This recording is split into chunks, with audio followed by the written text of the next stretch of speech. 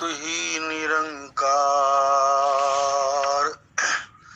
हिंदू मुस्लिम सिख ईसाई परम पिता की सब संतान, जैन पारसी बाद में सारे सबसे पहले हम इंसान।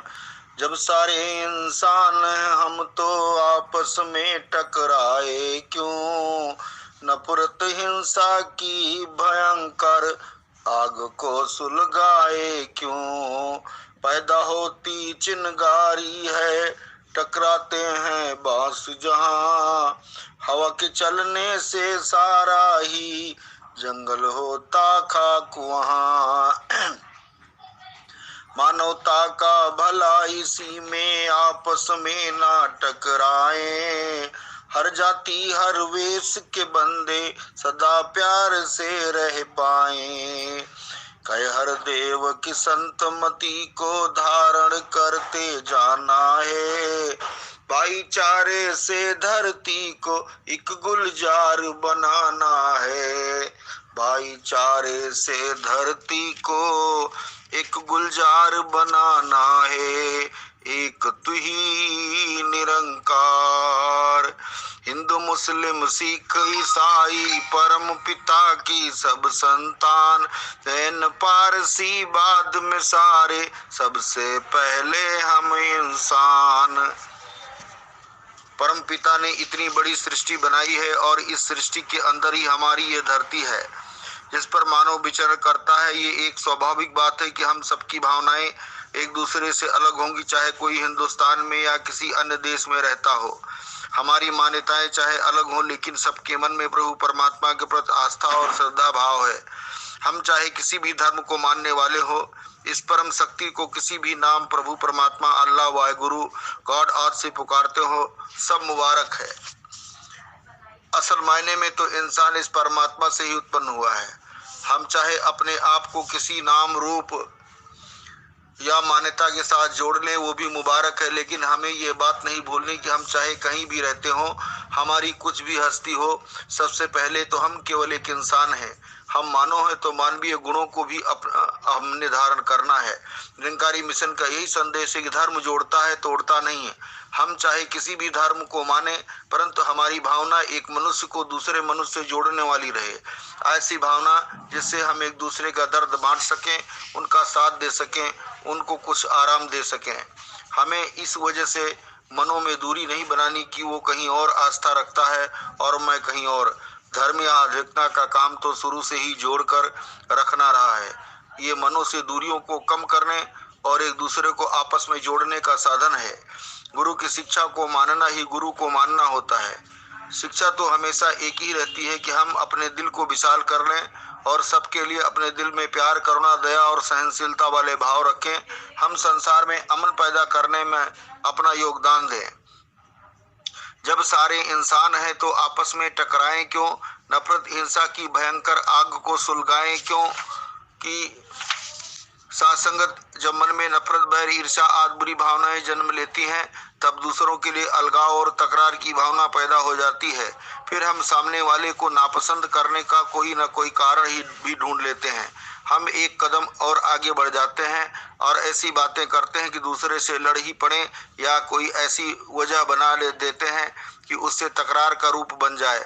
हम सोचे इसमें किसका नुकसान है। हमने बुरी भावनाओं को अपने ऊपर हावी होने दिया और अपने मन को मैला किया। हम हमेशा याद रखें कि ये परमात्मा अंग संग है और हमें एक अच्छा जीवन जीना है।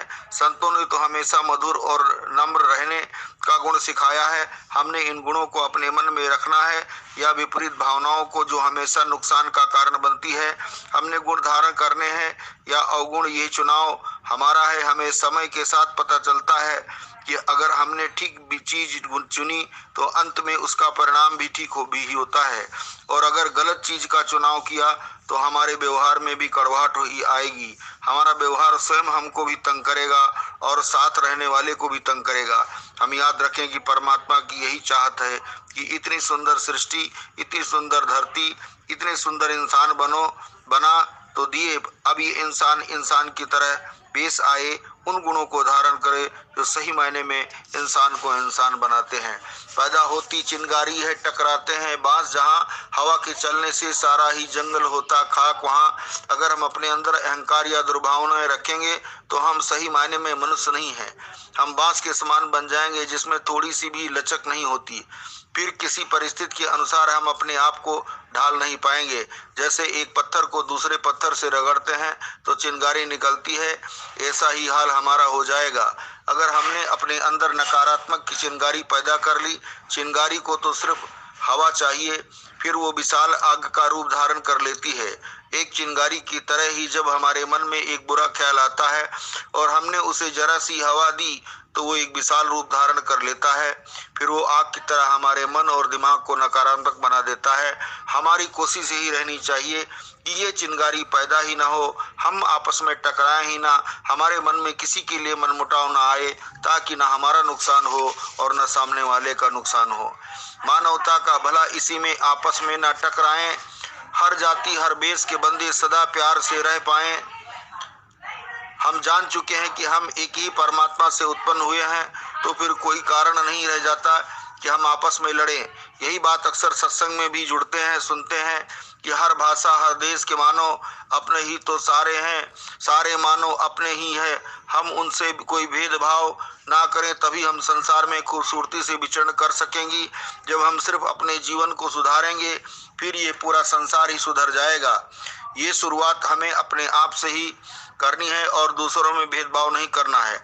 हम संसार में रह रहे हैं तो ये हमारी जिम्मेदारी बनती है कि हम खुद को उस रास्ते पर चलाएं जिसे सही मायने में जीना कहते हैं। हमारा परिवार, समाज, देश, दुनिया व अपने प्रति भी कर्तव्य बनता है कि हम प्यार से रहें।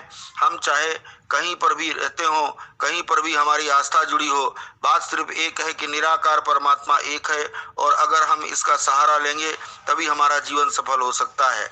कई हरदेव संतमती को धारण करते जाना है, भाईचारे से धरती को एक गुलजार बनाना है कि इस धरती को संवारने की हमारी जिम्मेदारी है। परमात्मा ने तो इतनी सुंदर धरती बनाई, रचना की है, लेकिन हमारा व्यवहार इतना खराब हो गया है कि आज मानव में मानवता ही नहीं है। हम इस खूबसूरत धरती को अपने कर्मों, सोच और जीवन शैली के द्वारा बिगाड़ रहे हैं। हम कुछ भी ऐसा ना करें जिसका परिणाम आगे चलकर हमें नुकसान पहुंचाए। जैसा किसी शायर ने भी कहा है कि ए सब ए जब्र भी देखा है, तारीख की नजरों ने, लम्हों ने खता की थी, सदियों ने सजा पाई। हम कहते हैं कि पुराने युग तो बहुत अच्छे थे, पर ये कलयुग अच्छा नहीं। तो युग की तो इसमें कोई गलती नहीं है, गलती तो इंसानों की है। क्यों ना हम अपने जीवन को ऐसा बना लें कि फिर से हमारे मन में वो राम राज्य वाली बात आ जाए, हमारे मन में वो प्रभु इस तरह बस जाए कि मन में सिर्फ निरंकार हो, कोई बुरे भाव ना हो, कोई विपरीत भाव हमारे मन में ना रहे। दातार सभी पर कृपा करे कि ऐसा खूबसूरत जीवन सभी का बन जाए जैसा संतों ने चाहा है। हम सही मायनों में मनुष्य बनकर जिएं और अपना तथा समाज और पूरे विश्व का कल्याण करें। साथ संग जी बड़े प्यार से कहना, धन निरंकार जी।